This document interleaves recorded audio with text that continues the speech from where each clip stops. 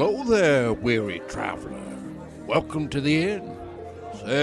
Sit, rest your feet.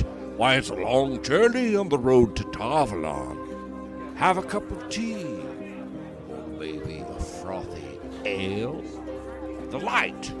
Why, you're just in time for the entertainment. Here are your hosts, Tracy and Amber. Rand thought that surely no night sky elsewhere could be as beautiful as the Two Rivers sky. The clear black seemed to reach forever, and myriad stars gleamed like points of light scattered through crystal. The moon, only a thin slice less than full, appeared almost close enough to touch if he stretched, and that's where I'll end that quote. And what a great quote it is. Hello. I think it's fun to... Oh, I'm sorry. Oh.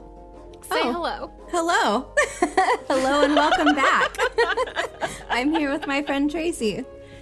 I'm here with my friend Amber. And this is The Road to Tarvalon, a Wheel of Time podcast. Today, we are moving forward with our Eye of the World recap, reread, whatever it is that we're doing with the Eye of the World right now. That's what we're focused on.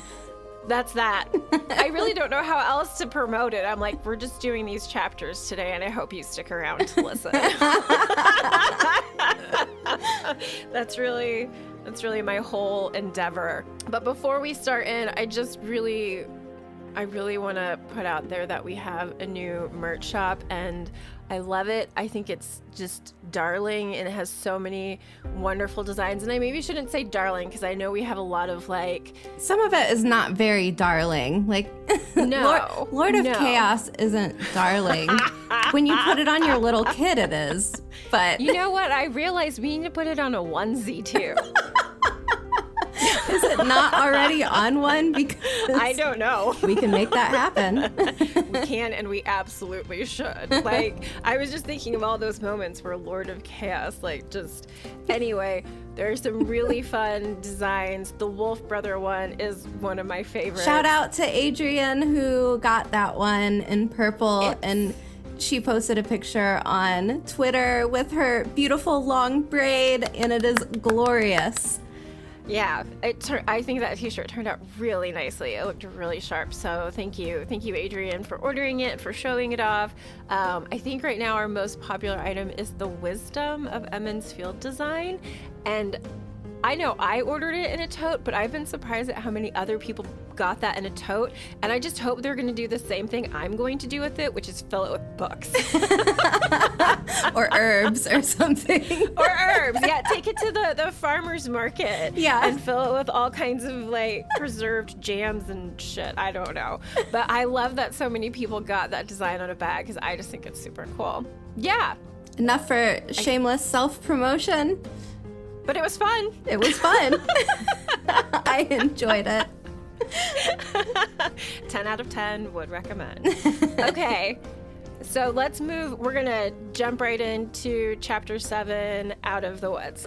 And for anyone who has forgotten, like I had, like I picked it up and I was like, oh, right, he's still trudging along. Twin brain. I love it when that happens.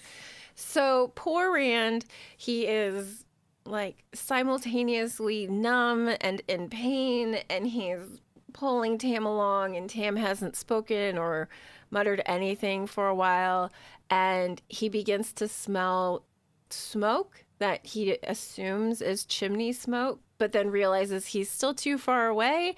And of course, as he gets into the village, his worst fears are realized. Like the book says, charred piles of rubble stood in the places of half the houses of Emmons Field.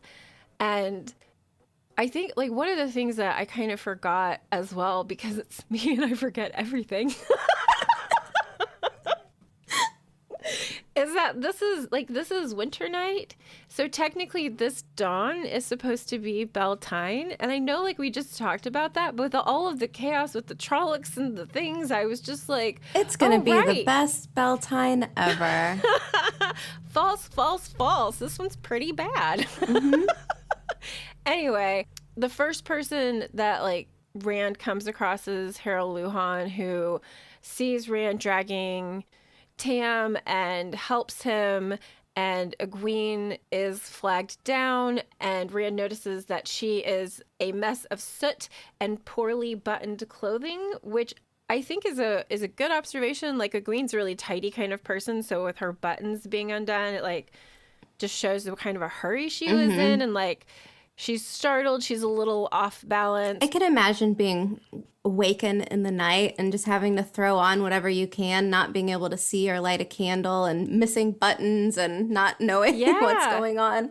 Exactly. Like their world suddenly became chaos and violence, and it's not anything anyone in this village ever expected to happen there. Like, we've already had that buildup of this being like Shire land, happy bounty people. You know what I mean? Like, this is very off the beaten path for them. And one of the things that Rand says that kind of like stood out to me is him in this daze saying all the stories are real. And wow, yeah, they are. So Egwene goes to get Nynaeve.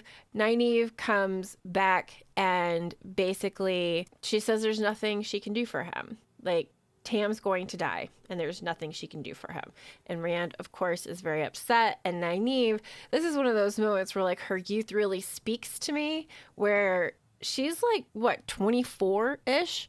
And she has to face someone and say, I'm sorry, there's nothing I can do and this is, for the person you love. She's one person in a city where she's having to do triage and looking at people and saying, okay, I can save them and them, but all of these other people, it's just not going to happen. You have to pick and choose. There's only one. Yeah. Luckily, she has Egwene helping. But yeah, I mean, and this system could be better. Maybe they need more than just one person who knows how to do these things, but this is what they have. And poor Nynaeve, like, this is where I really feel for her. This is also where Elsbeth Lujan becomes one of my heroes. God, she is the best. Don't you just love her?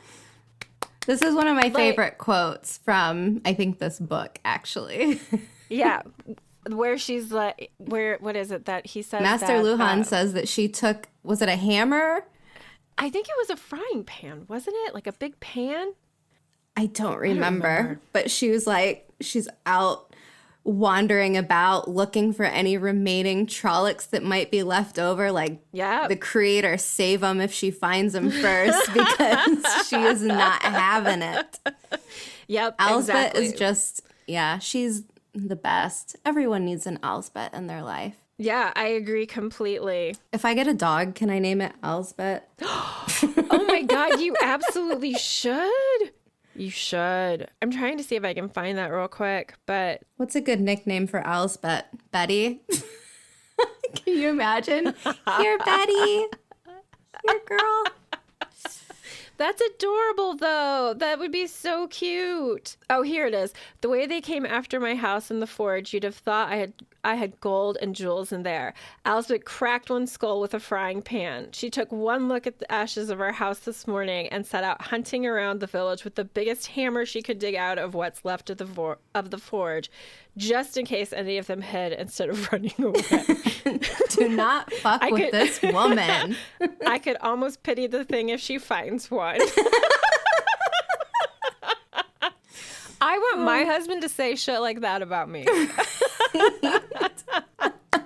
Like, I love these people in Emond's Field so much. They are so strong and snarky and realistic in most ways. Anyway, Nynaeve delivers this devastating news, and Rand decides that if Nynaeve can't help, the next place to go to is the mayor, and the mayor will certainly be able to help him. And so he drags the litter with Tam. I think Master Lujan has kind of like gone off to go do something else and is like, good luck, boy, but not very hopeful. But when he approaches the inn, the peddler's wagon has been burned to barely more than blackened iron wheel rims leaning against a charred wagon box. And I love the image of that. Like, it's just all these charred and blackened and burned things. And like, you can just think of the smoke through the air. This is something that I think the TV show is going to have a lot of fun with, just showing this devastation.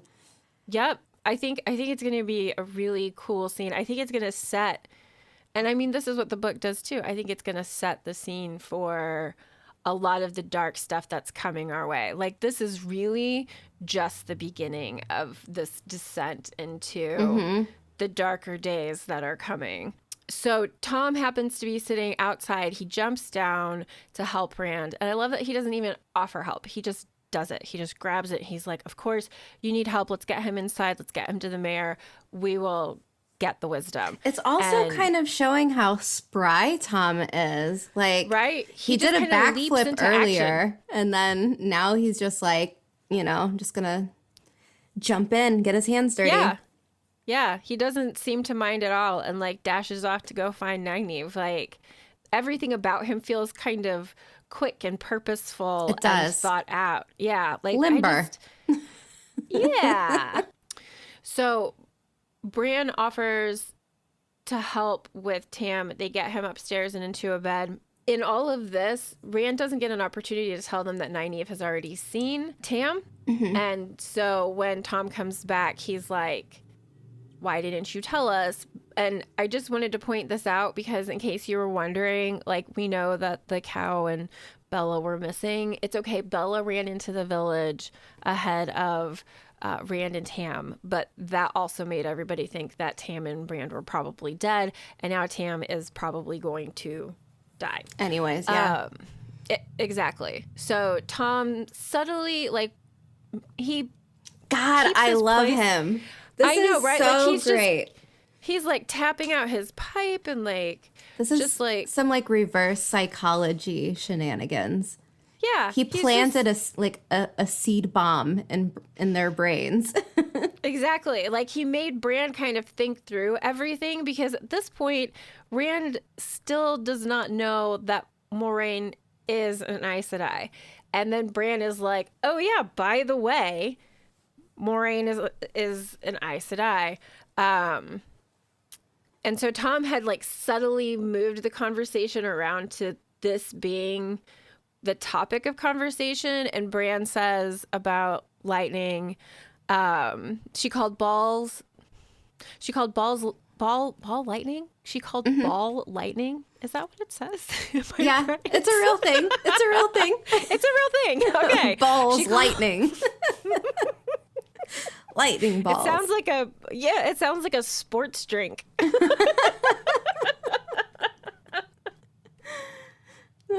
I'm sorry, that's really funny. She called ball lightning out of a clear night sky, and Master Lan was a whirlwind with that sword of his. His sword, the man himself, is a weapon. And I love that we get that, like, just real quick. This is what Jordan does well, is even when he spends like 3 pages in the woods, you get these like quick descriptions of who people are.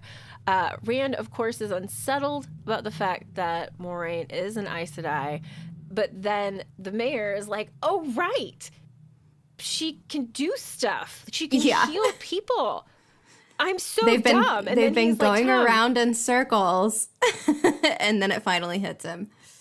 Yeah. And he's like, Tom, why didn't you like just flat out say that? And he's like, well, I just figured it was a better idea if it came from you. Like, I'm like, Tom, so smart, man. And so Rand... Let's see here. Did I get this right? Oh, this is what I mean about how snarky the people in Emond's Field are. So while Rand is having this conversation with Bran, and Rand is experiencing this discomfort at finding out that Moiraine is an Aes Sedai, Bran says, did you think they wore signs, Aes Sedai, painted across their backs and maybe danger, stay away? Don't they kind of wear signs, like, if you know what to look for? The ring is a big, like, it's kind of a hello. Exactly. Yeah. A water cloak. Little Ewan knew that something was going figured on, out. but no one else did. Yeah, like, so I think it's really funny that he's kind of being snarky, and at the same time, you could just return it. Bran, you don't know everything. And I mean, really, Moiraine wasn't trying to hide who she was. Like, she didn't use a fake name. She wore her ring, and she, like, never really had her... She wasn't trying to hide her face, you know? So she wasn't trying to hide. So then Rand runs from the inn to go search for Moiraine, and she's, of course, hanging out where all of the Trolloc corpses are being burned. And when Rand observes her, he thinks her face was tired, but her dark eyes were a hawk's eyes, Aes Sedai, breakers of the world. Bum, bum, bum. Like, you just feel this moment of power just in, like, that little... But again, like, I would be afraid. Still very suspicious why Rand thinks that the Aes Sedai are the breakers of the world and not male channelers. These people are just very confused. Yeah, there are a lot of, like, things that aren't quite lined up correctly in how people look and see things. Like, Tom had said something about, like, Luce Theron being the breaker of the world or something. We talked about it last episode, I think. But regardless, like, they all need a history lesson. History's important, guys. Anyway, she seems pleased, slightly relieved that Rand has shown up. I think she says something along the lines of, like, another spot of light in the darkness or something like that. But then she asks him, how are your dreams? Which, what? Like, it makes him stop. It made me stop too. Like, I think the first time I read it, I just kind of blew past it because I was like, I don't know what she's talking about. Why would she even ask that question? This doesn't have anything to do with anything. But he gets past that and is like, hey, my dad is going to die and I hear you do things like heal people. Will you help me? And she agrees, and he tries to, like, rush them off to the inn. And of course, she can't move real fast because she's been healing all night and whatever. But this, like, attempt of Rand's to push Moiraine doesn't go over great with Lan, who's probably hating the goat kissing village more by the minute. So isn't that the vibe you get from Lan, though? Yeah. Like, she's over her, and yeah, he's been done with it since before they got there. Like, he's ready to I just thought it was really... GTFO. Seriously. Yeah. He's like, are we done yet? Let's go. Don't make me turn this car around. Okay, that's all I have for chapter. Don't make me turn Mandarb around. I need to take a picture of this. I have a tiny black Lego horse in my planter with my bonsai tree. It's Mandarb. I have a little Lego Mandarb. I love it. I need a tiny Lego land now. I need to go through Arthur's Legos and see what I can find. I have one that's me. Have I ever shown you my Lego mini? This is really I have cute. one too. Do you? I like yours. She's a little archaeologist with glasses, and she's that holding a is cookie. you. We got Simon's niece a set once, and there's a girl with my hair, and she's, like, hanging in a hammock. I'm like, that's me. We Did even you get to asked. keep it? No, we just got one for ourselves. We just got another one. But we asked her, and he was like, Lena, where's Amber? And she just held it up. Like, here, this is her. Oh, all right. so cute. A place get to of safety. chapter 8. And I'm going to go a little bit quick because we've got quite a few chapters to get through. So here's the setting. Rand, Moiraine, and Lan arrive back at the inn to find a very sick Tam, and Moiraine is doing her thing and starting to heal him. And while this is going on, Lan questions Rand about the sword he is wearing because it's kind of a weird thing for a shepherd to have a sword. And Lan asks if there's a heron mark blade on it, or a heron mark on it, and Rand's like, yeah, check it out. And then we get Lan remarking that a heron means it's for a master swordsman. So that's right. Rand is feeling guilty over not sharing his alarm for the cloaked rider soon enough, so he asks Moiraine if it would have helped had told her about it sooner. Yeah. And Moiraine kind of eases his conscience here and tells him that even if she would have had a month's notice, it wouldn't have made a difference because she's just one person. Yeah. She would have needed 6 of her Aes Sedai sisters if she would have, wanted to make a real change with it, but nothing could have been done. Yeah, exactly. Yeah, it's kind of a nice, little maternal moment with Moiraine. As cold as she can be described earlier, just having hawk's eyes and stuff, you can tell she was kind of soothing him. Yeah, And there's an she attempt also to comfort. says, yeah, and she says she should have been clued in on by the odd behavior of the ravens, and she also kind of is looking at Lan and you should have noticed that too. Yeah. And then we get some nice explanations from Lan, a lesson with Lan, about Carrion Eaters, which basically he's telling us, the readers, via Rand, ravens and crows and rats, scavengers, are used as spies for the Dark Ones. Yep.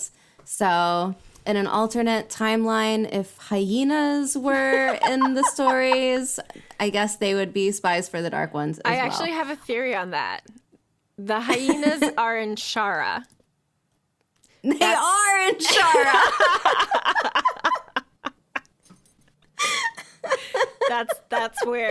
That's where they are. They're hanging out in Shara. I thought of that when I read over your notes, and I was like, I'm saving that. Put it in your pocket. So Moiraine explains Tam's wounds were, again, another lesson via Moiraine, that Tam's wounds were made from a weapon forged in Thakandar. Mm-hmm. And this is the slopes of Shale Ghul. And this blade carries an evilness with it. So Tam's wound has been festering for too long, and it's become worse. So she needs assistance in healing him, and then she uses her robed woman Angreal to finish healing Tam. Yeah. And just to point out, this is our first Angreal that we see in the series. Mm-hmm. And we've talked about this in previous episodes, but these are devices that can amplify the power of a channeler. Yeah. So we have a quick chat again between Rand and Lan about the cloaked rider, and Lan explains it was a Murdral, and then Rand was like, yeah, and I talked to a Trolloc, and Lan is like, excuse me, what? And then he commends Rand on killing it, saying very few have ever killed a Trolloc unaided. Yep. So as Moiraine finishes healing Tam, she needs to rest, and Rand says he will do just about anything for her, and he's very overwhelmed, and he's looking to her like, what are you, Jesus, the Savior? Like, you've done some amazing work. And she tells Rand that, sorry, but you need to leave your village. And Rand doesn't understand why, but then we learn that the only places that were attacked were the homes of Mat and Perrin, and then Perrin's place of work, the Lujan Forge. Mm-hmm. So the Trollocs were hunting men of a certain age, and Lan compares the night in the Two Rivers as like a full-on Trolloc Borderlands attack. Yep, yeah. And I did like this because more exposition, we are learning what the Borderlands are, and we are learning that they are a dangerous place. And we are also learning that the Two Rivers is very far away from anywhere that would see these types of attacks. Yeah, I'm pretty sure in the previous chapter, it said, like, when they were dragging the Trolloc corpses to the fire, Lan was going through them, and it was like, there are this many, like, 5 fists of Trollocs or, like, different things. And I think Moiraine says there haven't been that many this far south of the Blight since the Trolloc Wars. So yeah. Absolutely, totally, 100% unusual. Yeah, so something a little a little strange is going on here. And he also thinks it's odd because it would have taken the Trollocs a lot of effort to make it this far past, you know, the Mountains of Mist and all of the rivers that are surrounding the two rivers. So it's not an easy place to get to. Yeah. And he's not sure how they managed to do it without being found. Right. Or Yeah. seen by anyone else. Yeah. So they explain to Rand that Tar Valon is the only safe place for him.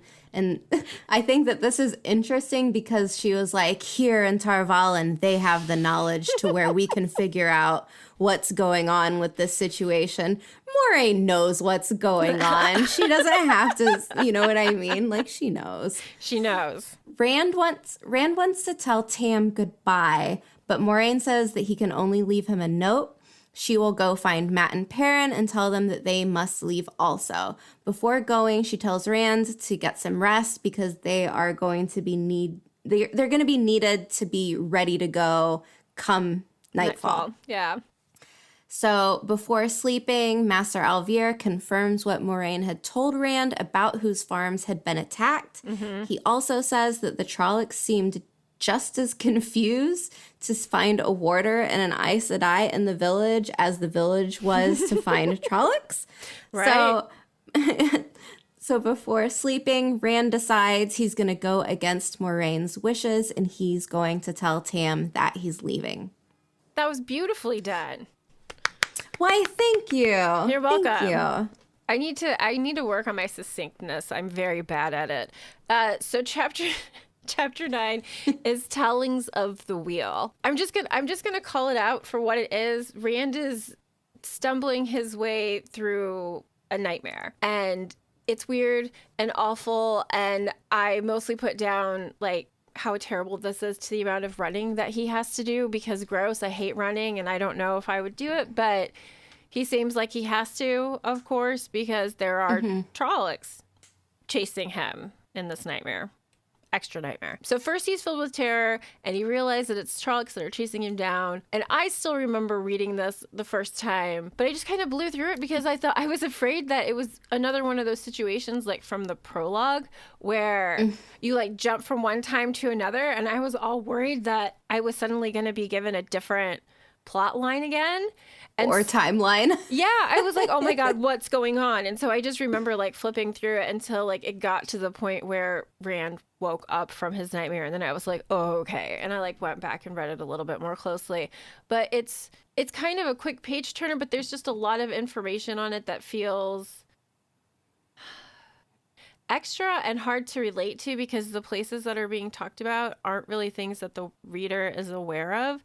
So he's getting pushed through this nightmare and he has this moment where he's like, instead of being scared, he gets mad and he's like, fuck you. And he kind of like pushes away from whatever he's doing. And I wrote down, I'm from the Two Rivers, damn it.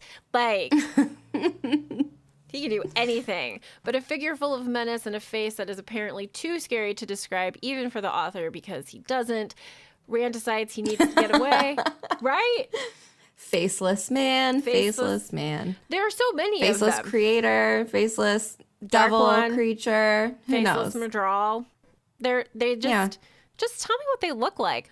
But Rand decides he needs to get away and throws himself off a cliff because that's apparently what you do in Peace Dreamland. out! I'm out of here. Somehow, on the other end of falling from this cliff, he lands in a field with flowers and butterflies and everything is happy and beautiful. And on an island in the middle of the river was a city as might live in a gleeman's tale, a city surrounded by high walls gleaming white and silver beneath the warm sun. And it just beckons him with safety and sanctuary. But then he's being pursued again. So he like takes off running, and as he keeps running, he gets up to this magical place and starts seeing people and they start dancing and he's like, oh hey, I know how to do this dance too, how weird, but this feels so right. And so he this thing just confused the fuck out of me when I read it the first time, and I still read it. What kind of dance do you think it is? I think I kind of feel I like hope it's like, twerking. I was like thinking like some sort of almost Like a jig? almost, yeah, like an accordion, or like maybe what is reeling, like Scottish Okay, reeling. yeah. Yeah. So not twerking. Okay. I could be wrong. It could be twerking. I mean, whatever it is, Rand knows how to do it apparently, and they're all like, "Yay!" But then like this door opens, and inside the door is a big scary Murdral, and he's like, "We've been waiting for you." I can't hiss it. How do you hiss? Your voice isn't low enough, I don't think. I don't know if I can hiss. I'm not even going to try. Like, my mouth starts to form and I'm like, nope, that's not happening. You guys use I'll your just spit imagination. everywhere, so. Think like Voldemort meets a Murdral. I don't know. That's, anyway. So I get kind of a Gollum, like, ooh, okay. you know. Like kind of growly? Yeah. Precious. Growly? Do you like that? Yeah. Today's a day. I don't mind. I need it. It's been a bizarre and wonderful week. Anyway, so at this point, gasping and heart racing, Rand wakes from his bizarro dream to discover that he's slept most of the day away. Tam wakes up as Rand is trying to eat food. He was hungry, and honestly, I was hungry for him. Rand tells Tam, I mean, he hadn't eaten like since the day before, and he's like, 18-year-old boy is like hollow. That's all I could think of. I'm like, I bet you're hungry, kiddo. My mom instinct kicks in. Anyway, so Rand tells Tam everything he wasn't supposed to tell him, which I think is really funny. Yeah. Like, Rand is not establishing himself as a very trustworthy person at this moment. Like, he talked to Bran already, and now he's talking to his dad about it. I feel Moraine's pain. Right? Like, how she has any hair left, I don't understand. Me neither. But he's like, so, hey, Dad, here's what's happening. And it kind of surprises Rand at how quickly Tam's willing to be like, yeah, you know what? If they're probably right, yeah. Yeah, you should just go. And his advice to him for Aes Sedai or anyone outside the Two Rivers was, you listen sharp, think deep, and guard your tongue. And he also says that when he's better, maybe he'll try to catch up with Rand on the road to Tar Valon. But did you like that? It was really funny. Amber and Tracy, where did you find the name to your podcast? It just made me laugh so hard when I was typing it out last night. I was like, okay, that really wasn't like a laugh. That was like a snicker. I don't know what it was. The thing that I thought was interesting in the conversation, because like you said about like the Thekindar blade, and what was the other thing that like we just kind of got thrown at us in the last chapter? Carrion Eaters being spies for the Dark One. Yeah. So now what a heron-marked blade means. Yes. Yeah. And so now we just quick get a rundown on warders, and that like their bond to Aes Sedai gives them special abilities, but they're not really sure what the Aes Sedai get in return for it. And so I thought that was kind of interesting that like they're having this hypothetical where it's like, warders can hear better and they can move faster and they heal faster and all these other things. And I'm like, I think most of those are right. I think they're mostly right, aren't they? Mm-hmm. Okay, yeah. So like they mostly have this one right. A lot of things where they're like supposing about other things are really wrong, but I feel like warders, they got pretty good. Good Isn't job, it so Tam. funny how like on some things they're like, the Dragon Reborn is actually the Dark One, but it's confused about that, but they obviously know 100% what a warder is. So. Yeah. Tam's like, it's this. In the midst of this conversation, Lan arrives and is like, hey, we need to go. You have to say goodbye to your dad. There's trouble. And Tam tells Rand to keep the heron mark blade, and Lan reaches in and grabs Rand and pulls him away because Rand, of course, is struggling to leave his father because it's his father, and he also doesn't know if it's really his father. So poor Rand gets yanked away. And I love this. Lan says to Rand, don't you understand the word trouble? And I'm like, no, Lan, he doesn't. Not like you. For him, like up until the night before, the biggest source of trouble was like maybe a wolf coming to eat a sheep, and he knows how to handle that. Like, no, he doesn't understand the meaning of the word trouble. Anyway, I had to get that out of my system. Matt's waiting in the hallway, and his comment of this is not much like the stories, like, that's all I feel like that's all I have to say on that. It just gets used so often. So the trouble that's happening is a group of villagers are all hanging out in front of the inn. And of course, those damn congers and coblins. Let me tell you. Right? Do you appreciate this? Is my description. Of course, this is led by the group of inbred, slacker troublemakers of the village and Senbui. Inbred slackers and troublemakers. I feel like that's accurate. And Senbui. And Senbui. Yeah, that's what that lineup is right there. And Moraine's just taking it all in. Sen is one of the best characters in the Two Rivers. I appreciate him so much. Like, he has a totally different... I mean, I'm crotchety and grumpy. I'd probably be like, yeah, he has a fucking point. Do you guys like, he can be a total a-hole to Nynaeve and everyone, but there's definitely real people like that out there. So, yes. I feel him. And so, like, Moraine's just taking this all in. She's leaning on her walking staff, air quotes, and she's not really responding, which I think just kind of makes them angrier. And so one of the accusers, like, yells, "Get out or we'll burn you out." And this was a mistake because then the mayor and Harold Lujan walk out of the shadows, and they're all like casually threatening repercussions if this is what they're actually thinking of doing. And my favorite is when Harold Lujan just like throws his arms up in the air and is like, "Look at my muscles. Oh, I'm stretching. Oh my knuckles are cracking. Hold on 1 second. Stretch. Okay, I'm sorry." And then his next line is, "Your pardon, Harry. I did not mean to cut you off. You were saying?" Like... God. I just love the Two Rivers folk. They're maybe my favorite. I just love the Luhans, man. I would have become a blacksmith if they would have let me. Do you think? I just want them to adopt me. Right? Do you think Elspeth would let me like hang out in her kitchen? Absolutely. I'm real good with cast iron. I'm sure she and I would get along. I'm sure she has plenty of cast iron. Every anniversary, Harold makes her a new one, and she's like, "Great, another cast iron skillet." I wonder what I'm getting this year for my birthday, anniversary, Christmas. Beltane. Yeah. Okay, I'm sorry, but that was really funny. So Bran quickly points out that Moiraine and Lan basically saved the day, and that Moiraine provided healing, even healing to some of the people that were there. And this is when...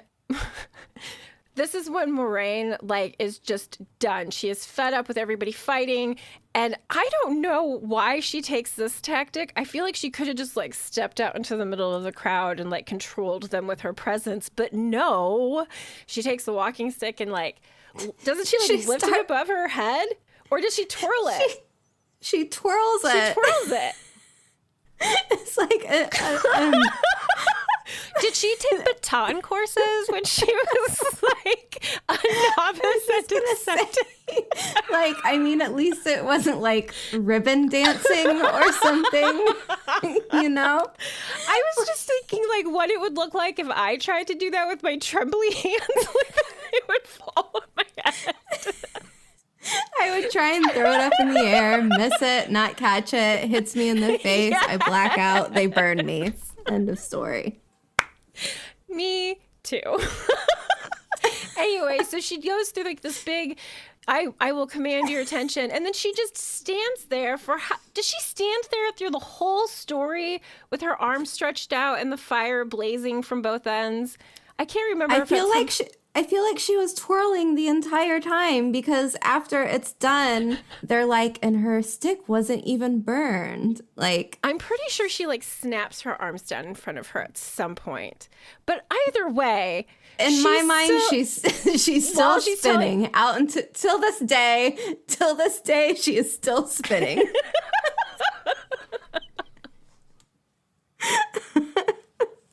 This is why it's so much fun to talk about this with you. Oh God. Well, the good news about this is I am not going to get into the story about Manetheren because we did a whole episode on Manetheren. So if you want to know Moiraine's story about it, that's basically what she does right now. She just tells them that they're descended from basically badass warriors. And she was kind of hoping that some of them would still have just a trace of that, and they're all a big disappointment to her. And none of them know what the hell she's talking about. Yeah. She's going on about, like, this is where you're from, and everyone's just like, huh? Yeah, my favorite response from everyone is, we're good Two Rivers folk, just like we've always been. And I'm like, what? And I think there's always good, honest Two Rivers folk. And I mean, in some ways, I like that it's so blatantly thrown out there because that runs through our main characters that come from Emond's Field, like that stubbornness, that honesty, that lean to want to fight for the right thing. It really is kind of like bred in their blood and bones in so many ways. But yeah, if you want to check out the story for that, Recapa Sedai does one, and it's brilliant. It's the one with Legos you've talked about at least 3 times before. But then after Moiraine finishes her story, people apologize. They're like, hey, we were dicks, and I'm sorry. And as for me, you can stay as long as you want. And then it's time to, like, bust out the back of the inn and leave. I almost kind of saw it as like her like doing all these pyrotechnics and like putting on a show, and then everyone was just kind of like dumbfounded afterwards. Like, what was the point of that? Hey everyone, like a magic hook, like, hey everyone, look over here, look over here, look over here, and then just walking away. Yeah. I do think in a lot of ways that it is a diversion, like an intentional diversion. Like everyone's going to kind of slink away and stay from the inn because they're going to be ashamed of themselves, and they should be jerks. But yeah, like that's, while she does that, Matt and Lan and Rand are all hanging out inside the inn, and as soon as she's done, they like go out to the stable yard where we jump into chapter 10. Where we start off in chapter 10, which is called Leave Taking. So the setting, it's now dark. Matt, Perrin, and Rand are all meeting inside the stables with Lan and Moiraine, and they are checking the horses and supplies. And Perrin remarks to Lan that they are indeed alone and no one saw them leave. So the boys are making some small talk, and they're kind of looking at each other and looking at the weapons they've each brought. So Rand has Tam's hair and funny. Sorry. Go ahead. Rand has Tam's hair-and-marked sword, Matt has a bow, and Perrin has a big axe with kind of a spiky point on it. It sounds pretty deadly. Yeah, and Matt's kind of making fun of them, and he's like, oh, nice sword you got there. Like, too bad you didn't bring an honest man's weapon. Right? And he's kind of showing off his bow. And then Lan's kind of like, listen here, you little twerps. Yeah, twerps. Like anything can be a weapon as long as you know how to use it. Even these slings that you catch, like squirrels, rabbits, I don't know. Whatever what runs fast and is small. Yeah, that. Maybe birds. Ravens. Ravens even, yeah. Lan also tells them that they need to be ready to use these weapons if they want to reach Tar Valon alive. And we get, again, some confirmation between the boys on which farms were attacked. And Matt and Perrin reveal that they have left notes for their families. And Rand thinks again about his strange dreams, and Moiraine overhears him later telling the other two boys that he told Tam that he's leaving. Moiraine is definitely not happy about it, but says it is woven into the pattern. So Egwene then shows up out of nowhere saying she's coming with them. She very clearly doesn't believe that Trollocs are after the boys and accuses them of telling nonsensical tales. We saw them Egwene saw them sneaking around and pieced together the fact that they were leaving, which no one else did. So kudos, Egwene, for that. She's an observant little thing. She is. And Moiraine is like, well, I guess you can come. And Land shows some small, I don't know if it's if these are the right words, but it almost feels like some paternalistic like worry for Egwene's safety. And he's just like, it's not right, Moiraine, you know. And it's, you know, rightfully so. It's a really dangerous situation. But Moiraine again repeats her jargon with saying it's all woven into the pattern. And Lan says, okay, all right, Egwene can ride Tom the Glee Man's horse. And then when he says that, Palm Top, I can't talk. Tom pops up out of nowhere and he's like, I'm coming with you guys. And Tom's like, you know, I don't want to end up in a Trollocs cookpot, and maybe I'll play a show or two in Tarvalin. So Rand offers up Bella for Egwene to ride, and Lan says there's no other choice, so that'll have to work. Yep. And Rand will ride Cloud, which is a racing horse that is notoriously hard to ride. So right before they set off, an owl like hoots and everyone jumps, and then they kind of like make some nervous laughter, and we get another lesson from Lan about animals, and says wolves and dogs would be a better omen because they dislike Trollocs. Yep. So they all set off, and Lan's cloak turns him into a shadow. And this is something that Rand is noticing. Men from the village have gathered old armor and weapons to keep watch. And they're kind of like trudging around out of step. Yeah, they're like the city watch, but they're sloppy. Yeah, exactly. And Lan like scoffs at it, and he's like, Trollocs are gonna eat them for breakfast. And Rand is taking one last look over his surroundings, finding himself already homesick before actually leaving. So this is from the quote that we said earlier to start out with the episode, but he's thinking to himself that the Two Rivers is just beautiful, and the moon is a thin slice close enough to touch, and then boom, Rand sees something flying in the sky, and it has large, powerful wings, and it's gigantic, and it's much too big to be a bat. And Lan kind of growls at him to like get moving. And, you know, Rand's like, up in the sky, you know, and it's a bird, it's a plane, it's a Draghkar. Yeah. Lan gives us another lesson and tells us what a Draghkar is. And Moiraine says it's probably scouting them, and they need to get to the ferry and fast because they are most likely being tracked. So the whole group sets off into a gallop and rides off on the North Road together. And that is the end of chapter 10. Yeah, the thing that, like, on the Draghkar that I thought made it really menacing was Rand recognizing that, like, it moved like a bird of prey.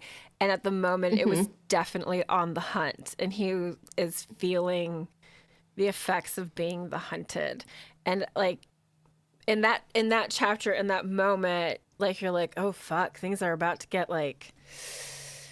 Yeah. Dicey. Yeah. Like, and the way that Moiraine is like, if the Murdral has control, if the Murdral has control of Draghkar, then they're closer than I expected, and they're going to find us sooner, so we need to move faster. So this is a massive warning to them that trouble is just waiting around the corner for them.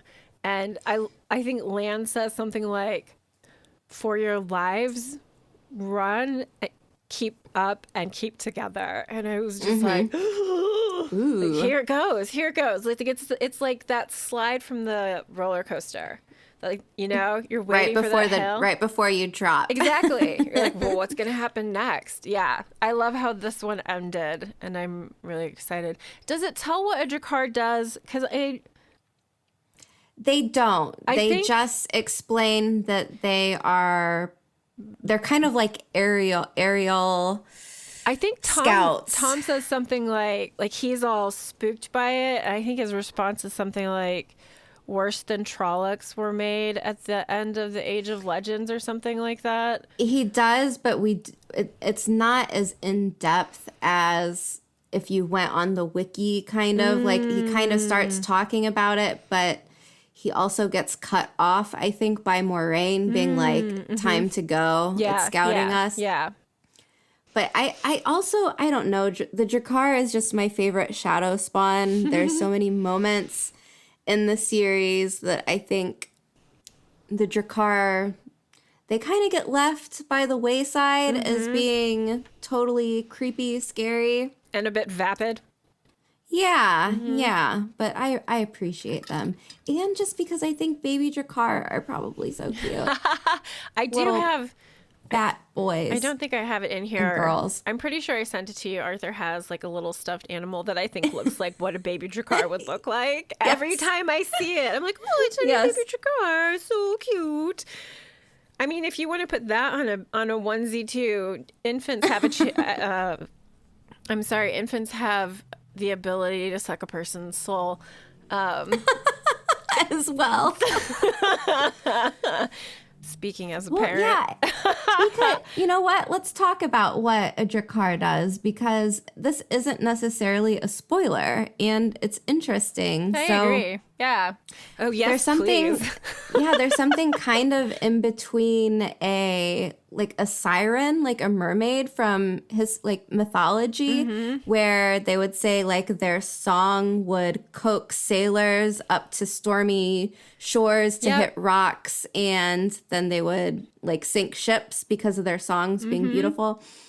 And a Draghkar is basically that, only looks like a vampire bat and flies around. Yeah. So and takes your soul by kissing you. Yeah. Yeah. So they kind of like lure you into this dreamlike state and then take your soul from you. And it's scary. They're pretty effective. Like the places that they get used throughout the series, I think do a really good job of expressing like how dangerous they can be, and almost like I don't want to say invisible, but I want to say like probably the most subtle. Yeah, of like, I don't know. And the description of people once they've been entranced by the Draghkar, like it said that they look blissful. So this creature overwhelms your senses with like whatever it is that would make somebody look blissful. You guys can fill in the blanks there for yourselves. Yeah. We all have a different thing that leads to bliss. Cheese. Yes. Yum. Anyway, I think it's an interesting device. Did we talk about Draghkar? We've talked about Draghkar in our Shadow Spawn episode, right? We did with Malkier Talks. Yeah, that's right. The thing is they're not great fighters. They're pretty defenseless. Yeah. I mean, they can't. It's not like they're gonna block an arrow. So they carry no weapons. Yeah. So this is also something that I kind of felt bad about is watching them leave the two rivers and there's no one like left behind to be like, oh, by the way, there's a Draghkar flying over the town. Yeah. And you know they're all archers there, so like it would have been nice. Yeah. Yeah. Exactly. It would have been nice for Lan, instead of being like, oh, these stupid guards are gonna get eaten by Trollocs, for him to be like, oh, by the way, keep your bows handy and look at the sky. Right. But no. Didn't happen. Disappointing. I think Disappointing. What I've always kind of thought, because I tend to try to lean towards the benevolent when I look at other people's actions, like I guess I kind of hope that Moiraine was thinking that if they left, the Draghkar, the Trollocs, the Majral would all follow them and leave Emond's Field behind. Yeah. And they didn't really have time to for Lan to give them another lesson. Lessons with Lan. Lessons with Lan. Ooh, that could be fun. We'll have to think about that later. But do we have anything else we want to say about... Yeah, do we have anything else we want to say about Draghkar? No? I think we did a good job. Also, if you want more, go to the Shadow Spawn episode. We've talked about this before. So break time. Break time? Yes. Okay. Yes, please. Call me. I will. Thanks so much for joining us. We will continue to release new episodes every Wednesday. We would love if you would subscribe to the podcast, leave us reviews, and share us with your friends in the Wheel of Time community. Let us know what you thought of our content. Correct us. Send us things we may have missed. You can find links to our email and social media accounts in the show notes. And if you have the Anchor app, leave a voice message for us to play in upcoming episodes. We also have a website where you can find links to our Discord channel, social media platforms, and merch shop. So until next week. Thanks for joining us on the road to Tar Valon.